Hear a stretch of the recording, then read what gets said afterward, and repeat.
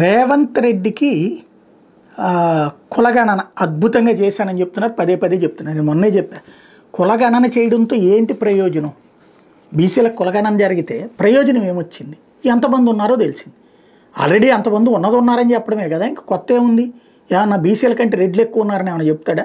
లేకపోతే బీసీల కంటే ఇతర కులాలు ఎక్కువ ఉన్నాయని ఏమైనా చెప్తారా? బీసీల్లో కులాలు లేవని ఏమైనా చెప్తారా? ఇది నెంబర్ 1.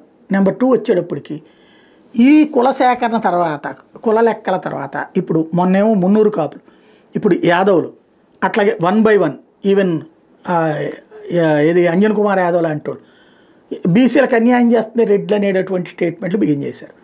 ఓ పక్కన సంఖ్య తక్కువ చూపించారని గొడవ, రెండో పక్కన మరి ఎంతమంది ఉంటే పెత్తనం మీదేంటి అన్నటువంటి పాయింట్. బీసీలకు పెత్తనం ఇవ్వాల్సింది తప్పించి మీరేంటి అన్నట్టు. ఆల్రెడీ బీజేపీ బీసీ ముఖ్యమంత్రి అన్నది ఎంతమంది అనౌన్స్ చేసింది. ఒకప్పుడు తెలుగుదేశం అనౌన్స్ చేసింది, కానీ అక్కడ లేకుండా పోయింది. ఇప్పుడు అదే తెలుగుదేశంతో పొత్తులో ఉన్నటువంటి భారతీయ జనతా పార్టీ బీసీ ముఖ్యమంత్రి అని. కాబట్టి ఏ అస్త్రాన్ని అయితే రేవంత్ తీశాడో అదే అస్త్రం రేపు పొద్దున దెబ్బతీయబోతుందా చూడాలి భవిష్యత్ రాజకీయం.